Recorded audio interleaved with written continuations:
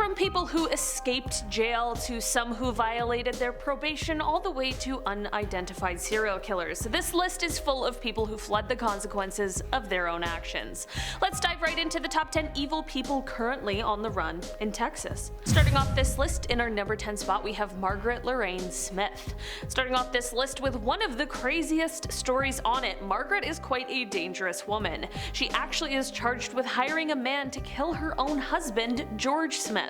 On August 6, 2007, it is said that she hired a man and lured her husband to Surfside Beach late at night. She left George sitting in the sand as the man she hired carried out her evil, horrible plan.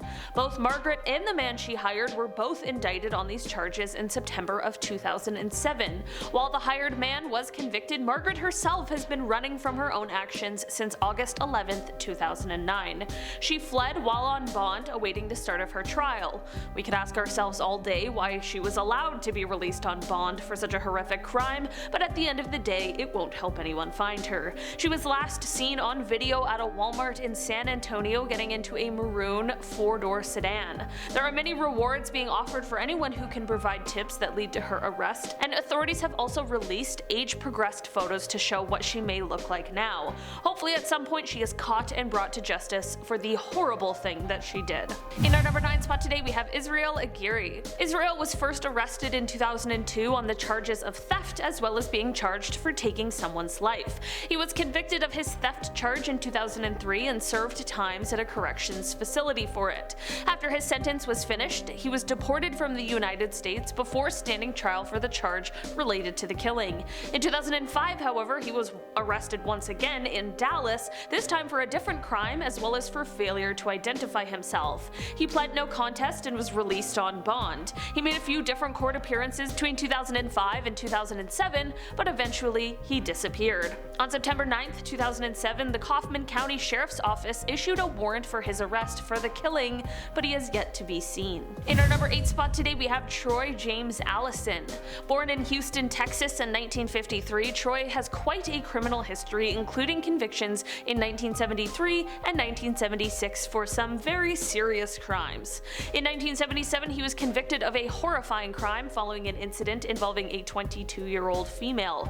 For this, he received a 75-year sentence, which he served up until he was paroled in 2003. Since 2004, however, he has been on the run. He was last seen in the Lufkin area, but is still wanted for his parole violation as well as failing to comply with orders to register as a sex offender. The Most Wanted website lists his past employment history, as he's had jobs as a pipe fitter, welder, and a meat cutter. In our number 7 spot today we have the Phantom Killer. This is the moniker used to refer to an unidentified serial killer who was active in the spring of 1946. During this time in Texarkana, Texas, whoever this suspect is killed 5 people and injured 3 others over the course of 10 weeks. Many people call this series of crimes the Texarkana Moonlight Killings, and despite best efforts, no one has been able to solve the crimes. Basically, the MO of these incidents involved young couples who had parked their cars on the secluded Lover's Lane at night, and they were the primary targets. The first couple who encountered this monster thankfully survived their attack, and they were able to provide a description which involved the assailant wearing a white sack over his head with holes cut out for the eyes. From all of the urban legends, true crime stories, and just general spooky stories that I've heard, which involves people parking on Lover's Lane, I think it's officially convinced me to never go anywhere near any such kind of place. Because of the time it's been, it's possible that whoever is responsible for these crimes will never be caught. In our number 6 spot today we have Susan O'Connor. About a month and a half ago, a woman was arrested and it was found out that she had been on the run for years. 54-year-old Susan O'Connor was pulled over on October 28th for speeding, but what the officers found was more than they likely could have ever imagined. As it turned out, Susan was on the run since 2009 when she fled with her then 3-year-old son. Her fingerprints confirmed her true identity and she was charged. For 14 years, Susan's son was listed as a missing person, but with Susan being found, the now 17-year-old was finally reunited with his father. It appears as though the reason Susan fled in the first place was to disrupt and interfere with some sort of custody anxiety issue that she was having at the time. Susan is now being held at the Collin County Detention Facility in McKinney on warrants for failure to appear and interference with child custody. Her bond has been set at $100,000, and if convicted, she likely will face time in prison. In our number 5 spot today, we have Jose Fernando Bustos-Diaz. Back in 2005, Jose was working on a ranch as a hand at the Oaks of Kendallwood Stables, which were located in northwest Harris County. As he worked here, he made the terrible decision to take someone's life.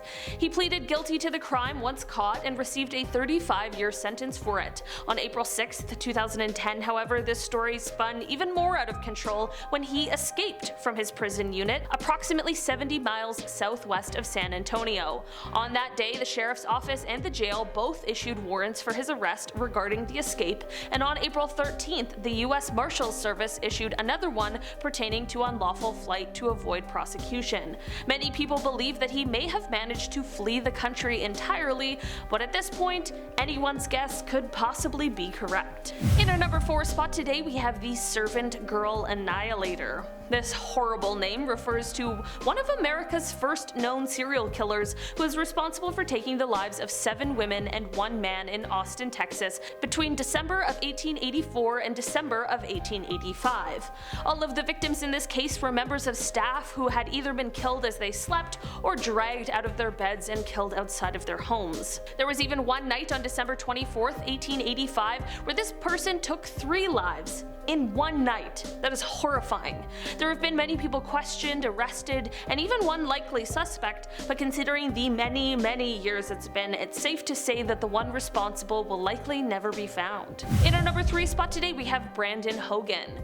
Brandon has landed himself a spot on the Texas 10 Most Wanted Fugitives list, the most amazing top 10 most wanted fugitives list.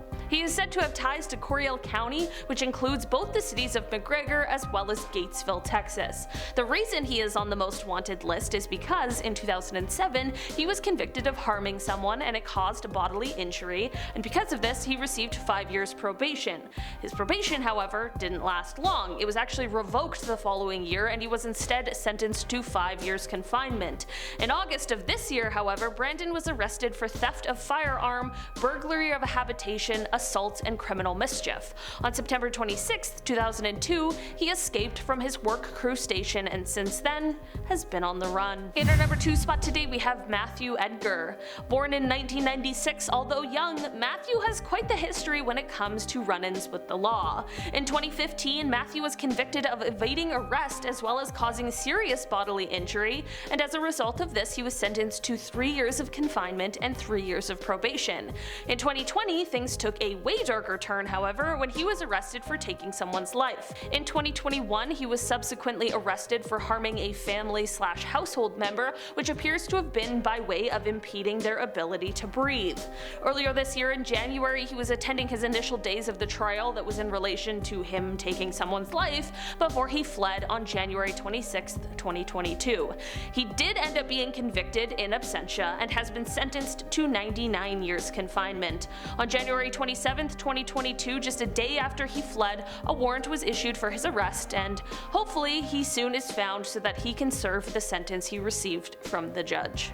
In our number 1 spot today, we have Patrick Carrier. 3 of the Texas 10 most wanted fugitives quite recently were finally found and brought back into custody, and Patrick is just one of them. After fleeing, Patrick was finally caught and was arrested in Houston on November 21st.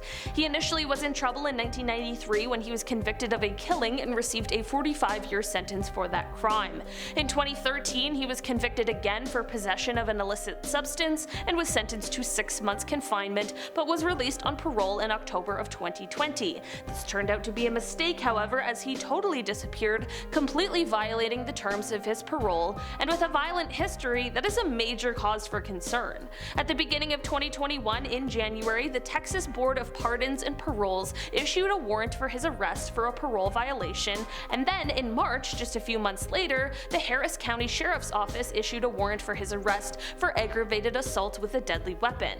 Thankfully, this is one person on this list who was found so that they can finish serving the sentence that they were given. Alright guys, that has been our list for today. Thanks so much for checking it out. I've been your host today, Olivia Kozlowski, and I'll see you again soon. Bye!